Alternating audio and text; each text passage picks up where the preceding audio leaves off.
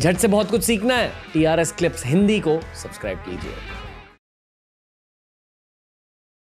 हर podcast के पीछे मेरी एक इंटेंशन होती है।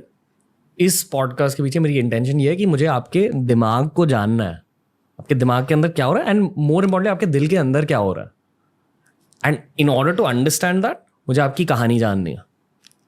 कहानी? और वो कहानी जो लोगों को बिल्कुल पता नहीं। एंड आई फील कि जितने भी आपके हेटर्स है, आपके क्रिटिक्स है, अगर उन सारों ने आपकी कहानी जान ली, definitely half of them will change into lovers. Easy नहीं था, मतलब father was very conservative, mother was very young, जब उनको 25 साल में होती है उनके 5 बच्चे हो गए थे। तो मतलब वो भी बेचारी बहुत यंग थी, उन्हें भी नहीं पता था चीज़ें कैसे संभालते हैं। एंड आई फील लाइक अभी बहुत नॉर्मल, जब भी ऐसे आप बोल देते हो ना कि घर पे मार पड़ती थी, मारता था, तो ऐसे मैंने कमेंट्स देखे हुए, तो क्या हो गया, 4 झापड़ तो हमने भी खाए हैं। I don't feel it's okay to normalise abuse. ऐसे मारना अपने बच्चों को, it creates a very bad impact and trauma. I am sorry, मैं पर्सनल सवाल पूछ रहा हूँ, बट जब आप अब्यूज वर्ड यूज कर रहे हो, आप सिर्फ फिजिकल वायलेंस के बारे में या just physical violence, also mental abuse, mental violence, emotional violence, and पता नहीं, मतलब आई फील मैं कभी एक पर्सनालिटी डेवलप नहीं कर पाई बचपन में। Very very under confident, very weird personality. मेरे फ्रेंड्स भी नहीं बन पाते थे बचपन में उस फिजिकल वायलेंस की वजह से, क्योंकि मुझे समझ ही नहीं आता था मेरे आसपास हो क्या रहा है।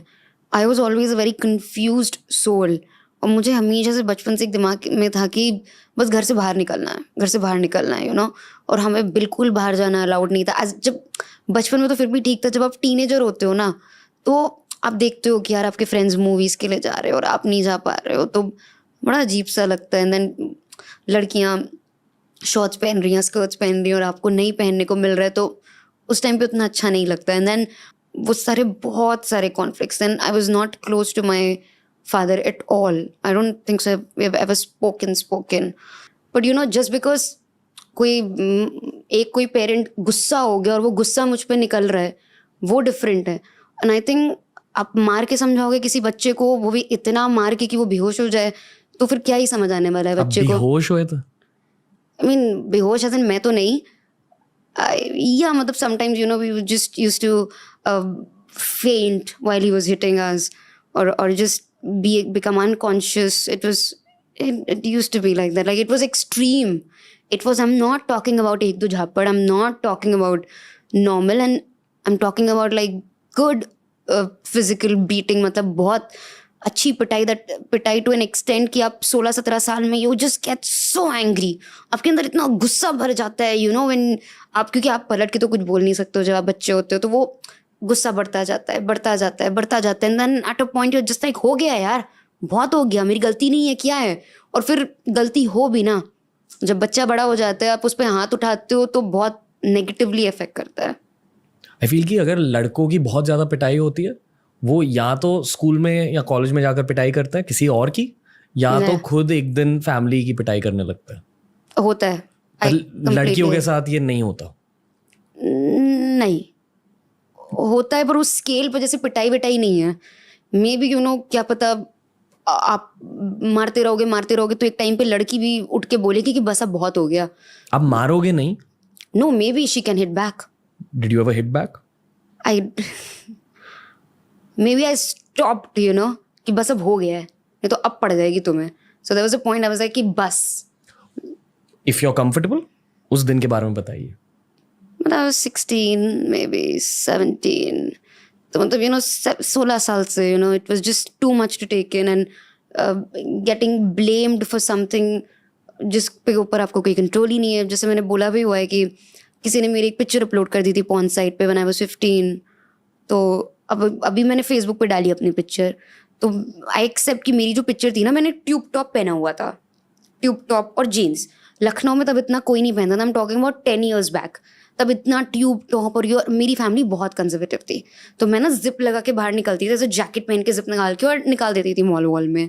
मुझे अच्छा लगता था ये सब पहनना, तो मैंने पिक्चर खिंचवा के फेसबुक पे डाल दी थी, and someone took that picture from Facebook and uploaded it as it is, कोई मॉर्फिंग कुछ नहीं, डाल दी। अब पता चल गया घर वालों को, मतलब स्पेशली मेरे फादर को, तो बस मतलब बहुत मारपीट हुई और विक्टिम ब्लेमिंग, किसी की गलती है, खानदान का नाम खराब कर दिया, ये कर दिया, वो कर दिया, इसने तो पूरा नाम डुबा दिया, कहीं का नहीं छोड़ा, अब मैं सुसाइड कर लूँगा, ये कर लूँगा पूरे खानदान में। आई एम लाइक, मेरी गलती क्या है?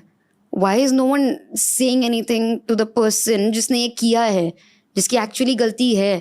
तो आई वाज लाइक, मेरी क्या गलती है भाई? मेरी पिक्चर अगर उठा, चलो ठीक है मैंने ऐसे कपड़े पहने, मैं मानती हूँ नहीं अलाउड था, मैंने पहन लिए, बट इसमें गलती मेरी कहाँ है? जो कर रहा है उसकी गलती है।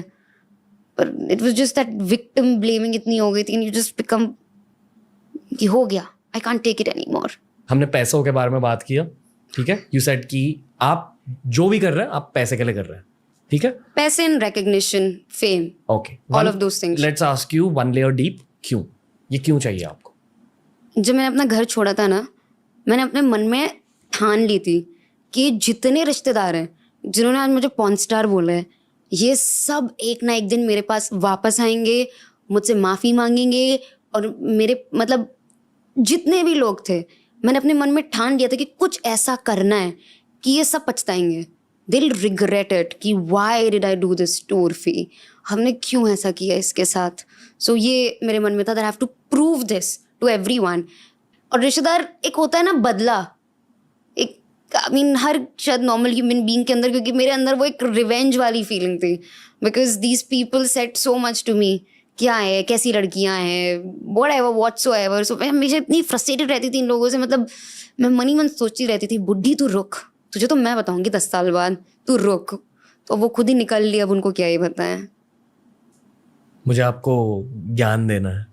Okay okay, I know, but मुझे भी कुछ बोलना है कि ये 17 साल की उर्फी थी। जैसे जैसे आप बड़े होते जाते हो ना, रिवेंज की फीलिंग कहीं ना कहीं ख़त्म हो जाती है।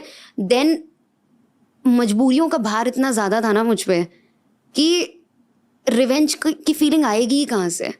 I was surrounded with responsibilities, भाई बहन स्कूल में है, माँ भी है, खुद का भी रेंट पे करना है यहाँ पे, उनकी भी फीस देनी है, तो क्या करूँ?